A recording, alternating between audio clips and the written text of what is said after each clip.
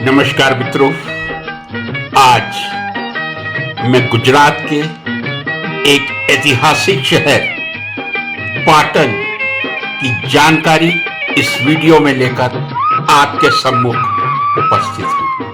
जी हां, जैसा मैंने कहा, गुजरात की एक नगरी पाटन, और मैंने कहा ऐतिहासिक नगरी। ऐतिहासिक नगरी क्योंकि पाटन गांधीनगर से और अहमदाबाद से पहले, गांधीनगर से पहले अहमदाबाद था और अहमदाबाद से भी बहुत पहले पाटन ही गुजरात की राजधानी हुआ करती थी।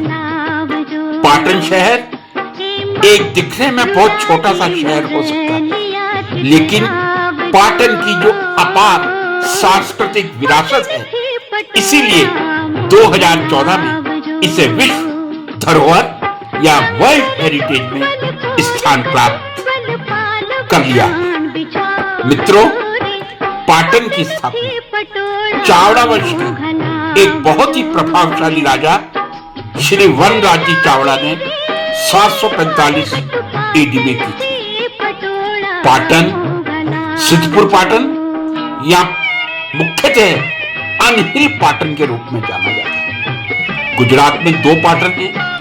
एक पाटन सोमनाथ द्वारकाधीश की नगरी के पास में, उसको प्रभास पाटन कहा जाता है, और ये जो उत्तर गुजरात में पाटन नगरी है, इसको अनहिल पाटन या केवल पाटन के नाम से भी पुकारा जाता है। लेकिन प्रभास पाटन और अनहिल पाटन के बीच में 300 किलोमीटर की दूरी होगी।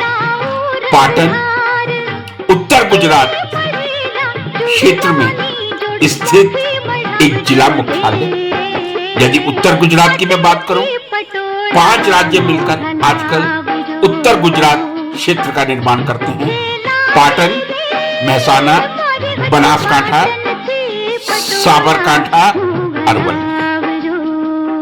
मित्रों, 1997 में पाटन महसाना से अलग होकर एक जिला के रूप में स्थापित हुआ।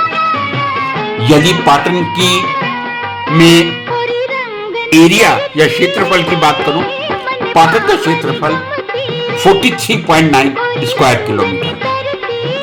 यहां की जनसंख्या 2 लाख से कम ही पाटन म्यूनिसिपैलिटी है। और पाटन, यदि मैं कहूं, पाटन विधानसभा का वर्तमान प्रतिनिधित्व एक बहुत ही शिक्षित राजनीतिज्ञ डॉक्टर किरीट चिमनलाल पटेल द्वारा किया जाता है। हिंदी में हम विधानसभा सदस्य, इंग्लिश में मेंबर लेजिस्लेटिव असेंबली MLA, और गुजराती में धारासभ्य कहते हैं। लॉ में PhD की डिग्री प्राप्त करके एक महाविद्यालय में प्राचार्य के पद को छोड़कर सक्रिय राजनीति में प्रवेश करके जन सेवा का जो संकल्प डॉक्टर किरीट चिमनलाल पटेल जी ने लिया था, वो आज तक उस संकल्प से कटिबद्ध होकर पाटन की जनता की सेवा में तत्परता से लगे रहते हैं। यदि मैं पाटन में शिक्षा की बात करूं, मुख्यतः शिक्षा किसी भी छोटे या बड़े शहर का एक बहुत बड़ा परिचायक होता है। पाटन में लगभग पिछले 15 वर्षों से इंजीनियरिंग कॉलेज, पाटन से 5 किलोमीटर की दूरी कतपुर नामक स्थान पर। जहां तक मेडिकल कॉलेज का प्रश्न है, यह मैं आपको बताना चाहूंगा। पाटन में GMERS, व्हाट इज GMERS? आजकल गुजरात में कुछ ऐसे मेडिकल कॉलेजेस बनाए हैं जो Gujarat medical education and research society के अंतर्गत आते हैं गवर्नमेंट कॉलेज, लेकिन बहुत नॉमिनल फीस लेकर विद्यार्थियों को शिक्षा प्रदान की जाती है। यदि पाटन के कतपुर में इंजीनियरिंग कॉलेज है, तो जब ऊंजा से पाटन की तरफ आप प्रस्थान करेंगे, तो वहां धारपुर में एक नया बना हुआ मेडिकल कॉलेज पाटन की सुंदरता का अलग ही व्याख्यान करता है। 2009 तक जो मेडिकल कॉलेज एक धरती का टुकड़ा था, मुझे याद 2009 में उस समय के हेमचंद्राचार्य नॉर्थ गुजरात यूनिवर्सिटी पाटन के वाइस चांसलर डॉक्टर के शाह ने अति तत्परता से मेडिकल कॉलेज स्थापित करने का जो संकल्प लिया था, उसमें 3 सदस्यों की एक कमेटी की रचना की गई थी। मैं सौभाग्यशाली समझता हूं, सेकंड टाइम मुझे एग्जीक्यूटिव काउंसिल या सिंडिकेट मेंबर बनने का अवसर मिला था। उस समय 3 सदस्य कमेटी में एक मुझे भी इस हवन में आहुति देने का अवसर प्राप्त हुआ। मेडिकल कॉलेज जो 2009 में, मैं कह सकता हूं जुलाई तक एक धरती का टुकड़ा था, लगभग 1.5 वर्ष में एक विशाल बिल्डिंग के साथ निर्मित होकर पूरे गुजरात का सबसे बड़ा मेडिकल कॉलेज बना है। जी हां, एरिया वाइज या क्षेत्रफल के हिसाब से पाटन का medical college, Dharpur medical college जिसको कहा जाता है, पूरे गुजरात का सबसे बड़ा मेडिकल कॉलेज। 2011 में यहां प्रवेश प्रक्रिया प्रारंभ हो गई थी और 2011 के बाद अनेक विद्यार्थी मेडिकल की डिग्री लेकर अलग अलग क्षेत्रों में जाकर सेवा देकर पाटन की और पाटन के धारपुर मेडिकल कॉलेज के नाम की एक अनुपम छाप छोड़ रहे हैं। फ्रेंड्स, यदि मैं पाटन की बात करूं, पाटन वो धरती है जब 1986 में पाटन की पावन धरती पर सरस्वती का साक्षात धाम उत्तर गुजरात विश्वविद्यालय 17 मई 1986 को स्थापित हुआ था। जी हां, ये मैं आपको बता दूं, पाटन को आशीर्वाद प्राप्त है सरस्वती नदी का भी। सरस्वती नदी के किनारे बसा हुआ पाटन, अनहिल पाटन, विद्या की विशाल नगरी भी बन चुका है। 17 मई 1986 को जिस विश्वविद्यालय की स्थापना उत्तर गुजरात विश्वविद्यालय के नाम से हुई थी, 2003 में उसी विश्वविद्यालय का नाम पाटन की एक बहुत ही प्रख्यात गुजराती के महानतम व्याकरण के महान शिक्षक हेमचंद्राचार्य जी के नाम पर हेमचंद्राचार्य उत्तर गुजरात यूनिवर्सिटी कर दिया गया था। मैं समझता हूं हेमचंद्राचार्य जी की नगरी में यदि उत्तर गुजरात विश्वविद्यालय के साथ हेमचंद्राचार्य जी का नाम 2003 में जुड़ा था, तो विश्वविद्यालय की बुद्धिमत्ता में या विश्वविद्यालय के सौंदर्य में अनंत गुना वृद्धि हुई। उत्तर गुजरात विश्वविद्यालय में आज लगभग 450 कॉलेज एफिलिएटेड हैं। जी हां, नॉर्थ गुजरात यूनिवर्सिटी से यदि मैं कहूं, एफिलिएटेड कॉलेजेस की संख्या मोर देन 450। अनेक डिपार्टमेंट्स यहां विकसित हो चुके हैं।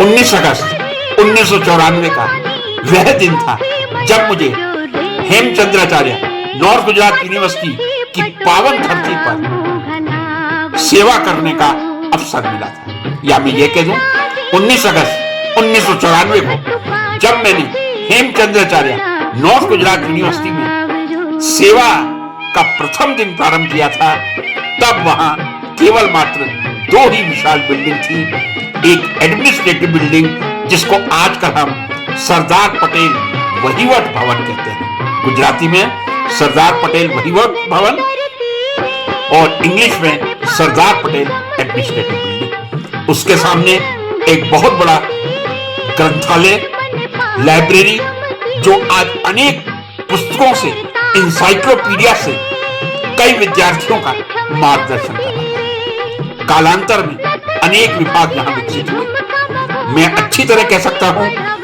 2 बिल्डिंग थी। अप्रैल 1995 में रसायन शास्त्र भवन का शिलान्यास हुआ था और लगभग 1.5 वर्ष में वो विशाल भवन बनकर तैयार हुआ था। साथ में ही एमबीए विभाग का भी शिलान्यास हुआ था। एमबीए विभाग आकार में थोड़ा छोटा था, इसलिए जल्दी बनकर तैयार हो गया था। ये कहते हुए मुझे अत्यंत प्रसन्नता का एहसास होता है। रसायन शास्त्र विश्वविद्यालय का जो विभाग है, या जिसको हम गुजराती में भवन बोलते हैं, डिपार्टमेंट इज नोन एज भवन इन आवर गुजराती लैंग्वेज, बहुत विशाल है और उतना ही विशाल रसायन शास्त्र विभाग का दिल था। अनेक विभाग जो बाद में नॉर्थ गुजरात यूनिवर्सिटी में आए थे, लाइफ साइंस हो, इंफॉर्मेशन साइंस एंड टेक्नोलॉजी हो, एमसीए हो, बीबीए हो, सभी के लिए रसायन शास्त्र विभाग ने अपने द्वार खोल दिए थे ताकि विद्यार्थी वहां बैठकर शिक्षा ग्रहण कर सके। और मुझे भी वो सौभाग्य प्राप्त हुआ था जब मैं वहां का हेड था। मुझे याद है बीबीए कॉलेज, एमएससी आईटी की कक्षाएं वहां चला करती थी। रसायन शास्त्र विभाग का योगदान उत्तर गुजरात विश्वविद्यालय में एक अग्रणी विभाग के रूप में सदैव दर्ज रहेगा। इसके अलावा अनेक विभाग, जैसा मैंने कहा, life science, MBA, MSc IT, MCA, BBA, MBA, English department, Sanskrit department, mathematics department, diaspora, अन्य अनेक विभाग हैं जो पूरे गुजरात से आने वाले विद्यार्थियों को शिक्षा प्रदान कर रहे हैं। मित्रों, यदि मैं उत्तर गुजरात हेमचंद्राचार्य उत्तर गुजरात विश्वविद्यालय की बात करूंगा तो मैं अपने आप को पूरी तरह से असफल पाऊंगा यदि मैं एक या दो व्यक्तियों का नाम नहीं। एक व्यक्ति परम पूजनीय, मैं परम पूजनीय शब्द का उपयोग करूंगा।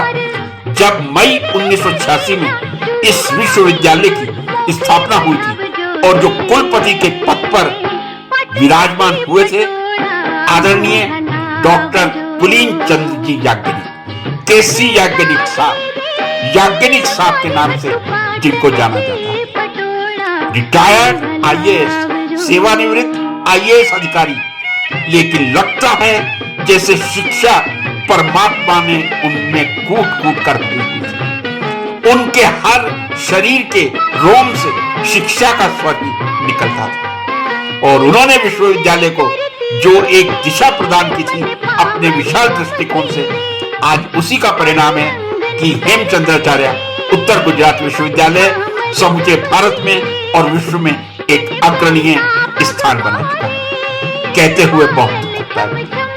लगभग 45 दिन पहले कुलीन चंद जी याज्ञनिक जी, जो लगभग 98 वर्ष के थे, अभी तक सक्रिय थे, पढ़ते रहते थे। पता नहीं परमात्मा ने क्यों ऐसा किया। विद्वान व्यक्ति जितना इस पृथ्वी पर रहे, मैं समझता हूं उतना ही विद्वता का विस्तार होगा, लेकिन परमात्मा की मर्जी के आगे किसी की चलती नहीं। लगभग 45 दिन पहले आदरणीय कुलीन चंद जी याज्ञनिक ने खेड़ा के पास जो स्थान है वहां अंतिम सांस लेकर इस संसार को अलविदा कह दिया था। जैसे ही ये समाचार पहुंचा था, समूचा उत्तर गुजरात, समूचा गुजरात, विशेष से पाटन शोक मग्न हो गया था कि एक शिक्षा शास्त्री ने इस दुनिया से विदाई ले ली। याज्ञनिक साहब इस दुनिया से चले गए हैं, लेकिन उनकी जो डायरेक्शंस हैं, उनके जो शिक्षा के प्रति समर्पित मूल्य हैं, एक विद्यार्थियों और शिक्षकों का जो बुधवारिया क्लब उन्होंने शुरू किया था, आने वाले समय में याज्ञनिक साहब का नाम स्वर्णिम अक्षरों में रोशन करेगा। इसी क्रम में उसके बाद प्रोफेसर खांची साहब आए थे, जो कार्यकारी कुलपति थे। अंग्रेजी की उनकी विद्वता का मैं वर्णन अपने शब्दों में नहीं करता। 1994 अप्रैल में प्रोफेसर एनआर दवे, जो भूतपूर्व डायरेक्टर टेक्निकल एजुकेशन थे, उन्होंने उत्तर गुजरात विश्वविद्यालय की कमान संभाली थी और मुझे उन्हीं के अवसर में 19 अगस्त 1994 को एसोसिएट प्रोफेसर या रीडर के पद पर ज्वाइन करने का अवसर प्राप्त हुआ। 2000 तक वो इस विश्वविद्यालय के कुलपति रहे थे और उनकी भी जो दूरदृष्टि थी, उसी का परिणाम है कि 1995 में अपनी पहली विजिट में यूजीसी की टीम जब आई थी, संयोग से 1995 में जब टीम आई थी, उस समय भी मैं सिंडिकेट का एग्जीक्यूटिव काउंसिल का मेंबर था। राजस्थान के एसएमएस मेडिकल कॉलेज के रिटायर्ड प्रिंसिपल रामेश्वर शर्मा जी के नेतृत्व में जो टीम आई थी, उसने उत्तर गुजरात विश्वविद्यालय के विभिन्न विभागों का अवलोकन करके तुरंत यूजीसी से एफिलिएट करने का अनुमोदन कर दिया था। आज उत्तर गुजरात विश्वविद्यालय एक सफलता की पराकाष्ठा है। मित्रों, ये तो मैंने पाटन, अनहिल पाटन में शिक्षा की बात की। जब भी अनहिल पाटन का नाम लूं, दो चीजों का नाम लेना बहुत जरूरी होता है। जी हां, बिल्कुल सही कह रहा हूं, आप मेरे से सहमत होंगे। पाटन की दो वस्तुएं ऐसी हैं जो विश्व धरोहर ही, मैं दोनों को ही विश्व धरोहर कह देता हूं। एक है रानी की वाव। जी हां, रानी की वाव, जो सही भाषा में रानी की वाव या क्वींस स्टेपवेल है, लेकिन हम उसे प्यार की भाषा में रानी की वाव कहते हैं, और जिसको विश्व धरोहर में, वर्ल्ड हेरिटेज में स्थान मिला है।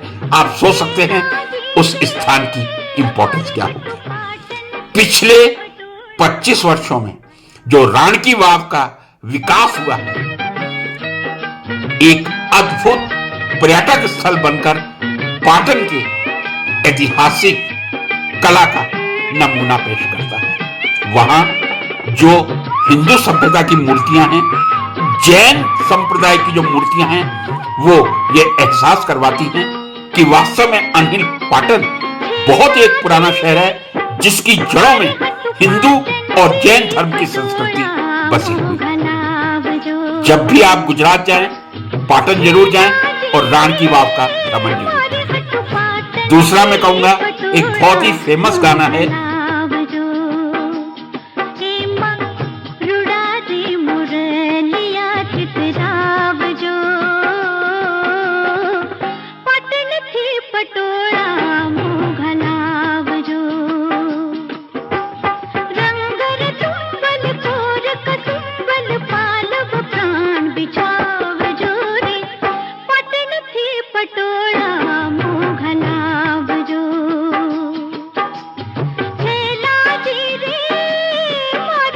एक क्वेश्चन किया गया था बहुत पहले दूरदर्शन पर, जब सुरभि में एक कार्यक्रम आता था, याद है मुझे, तकरीबन 30 या 32 वर्ष पहले, कि ये साड़ी कहां बनती है, और उसका सही उत्तर स्वाभाविक रूप से पाटन ही था। पटोला साड़ी, जी हां, जो हर एक स्त्री की चाहना होती है कि वो एक बार जिंदगी में पटोला साड़ी जरूर पहने। श्रृंगार स्त्रियों का प्रथम अधिकार मैं मानता हूं, और पटोला पहनना उनकी चाहत है, तो ये कोई अजूबा नहीं। लेकिन मित्रों, एक बात बता दूं, पटोला की जो स्थापत्य कला पाटन में आई थी, वहां के महाराजा ने महाराष्ट्र से लगभग 50 सालवी परिवारों को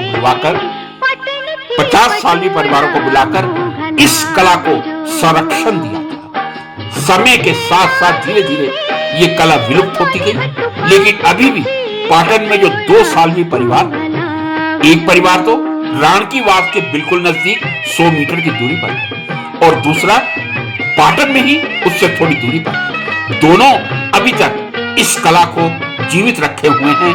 मैं दोनों सालवी परिवारों को किन शब्दों में धन्यवाद ज्ञापित करूं, किन शब्दों में उनका अभिनंदन करूं, मेरे पास शब्द नहीं। और जब भी कोई इस कला को देखने वहां जाता है, कितने ही व्यस्त क्यों ना हो, सब काम छोड़कर आने वाले अतिथियों का सत्कार करके इस अद्भुत कला से, पटोला की अद्भुत कला से हर किसी को अवगत करवाते हैं। पटोला साड़ी, पहले मैं कीमत बता दूं, कीमत बताऊं या टाइम बताऊं? टाइम पहले बता देता हूं। एक पटोला साड़ी को बनाने में तकरीबन 3 महीने से 1 वर्ष का समय लगता है। जी हां, 3 महीने से 1 वर्ष का समय एक पटोला साड़ी को बनाने में लगता है।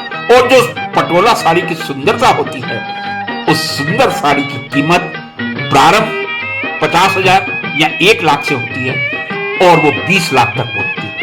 यदि मैं ये कह दूं सुंदर पटोला साड़ी की कीमत 1 लाख से 20 लाख के बीच होती है, तो यह अतिशयोक्ति नहीं होगी। इसीलिए बनाने में समय भी लगता है, क्योंकि पूरी तरह हस्तकला से ये साड़ी बुनी जाती है, किसी मशीन का उपयोग नहीं किया जाता। सिंथेटिक डाई का उपयोग पहले बिल्कुल भी नहीं होता है, और जहां तक मैं कह सकता हूं अभी भी नहीं के बराबर होता है। केवल प्राकृतिक रंजक नेचुरल डाइज से ये जो पटोला साड़ी बनती है, ये हर स्त्री को अपनी तरफ आकर्षित करती है। और जब वो स्त्री इस पटोला साड़ी को पहनती है तो वो विश्व की सबसे सुंदर महिला बन जाती है। मित्रों, ये है मेरे अनिल पाटन का इतिहास। मुझे समझ में नहीं आता कितनी देर में अनिल पाटन के इतिहास का वर्णन आपके सामने करूं। एक बात जरूर कहना चाहूंगा, आप देश के किसी भी कोने में रह रहे हैं, चेन्नई में हैं, हैदराबाद में हैं, मणिपुर में हैं, इम्फाल में हैं, कलकत्ता में हैं, श्रीनगर में हैं, महाराष्ट्र के मुंबई में हैं। मुंबई तो कैपिटल है, फाइनेंशियल कैपिटल। आप पाटन के बिना जीवित नहीं रह सकते। पूरे आत्मविश्वास के साथ कह रहा हूं, अभी प्रूव करके दिखाऊंगा। कोई भी भारत के किसी कोने में मेरे पाटन के बिना सांस नहीं ले सकता। पाटन और प्राणवायु एक दूसरे का पर्याय, सिनोनिम बन गए। मित्रों, 2000 का नोट बंद हो चुका है, 500 का नोट है, लेकिन 500 के नोट के बिना काम चल सकता है। लेकिन 100 रुपए का नोट आपने कभी ध्यान से देखा? 2016 में डिमोनेटाइजेशन के बाद जो नया 100 रुपए का नोट आया है, उसके पीछे पाटन की राण की वाव का ही सुंदर। अब आप सोच लीजिए, यदि किसी की जेब में 500 रुपया नहीं होगा, काम चल जाएगा, लेकिन 100 रुपए के नोट के बिना ना कोई उद्योगपति काम चला सकता है और ना कोई मजदूर चला सकता है। यदि 100 रुपए का नोट इतना महत्वपूर्ण है, तो मुझे कहने में कोई अतिशयोक्ति नहीं कि उस व्यक्ति का जीवन पाटन के 100 रुपए के नोट चले, क्योंकि हर 100 रुपए के नोट पे पाटन की राण की वाव है और हर 100 रुपए का नोट किसी भी व्यक्ति के जीवन यापन के लिए एक अति आवश्यक मुद्रा बन चुकी है। इसलिए मैं कह रहा था कि मेरे पाटन के बिना भारत में कहीं भी कोई पूरब में हो, पश्चिम में हो, उत्तर में हो, दक्षिण में हो, उसकी जेब में मेरा पाटन तो रहेगा, क्योंकि 100 रुपए का नोट रहेगा, उस पे रानी की वाव रहेगी और पाटन रहेगा। मित्रों, मन तो करता है बोलता रहूं, लेकिन देखने वालों और सुनने वालों की क्षमताओं को देखते हुए मैं अपनी वाणी को यहीं विराम दूंगा। मैं सबसे पहले सरस्वती के पवित्र पावन मंदिर सरस्वती नदी पर स्थित हेमचंद्राचार्य नॉर्थ गुजरात विश्वविद्यालय हेमचंद्राचार्य जी को नतमस्तक होऊंगा, श्रद्धा सुमन समर्पित करूंगा और समस्त पाटन वासियों को हृदय से आभार प्रकट करूंगा कि आप सबने पाटन को सुंदर बनाने में जो सहयोग दिया है, वो आने वाले वर्षों में पाटन की सुंदरता में और अधिक वृद्धि करेगा। नमस्कार।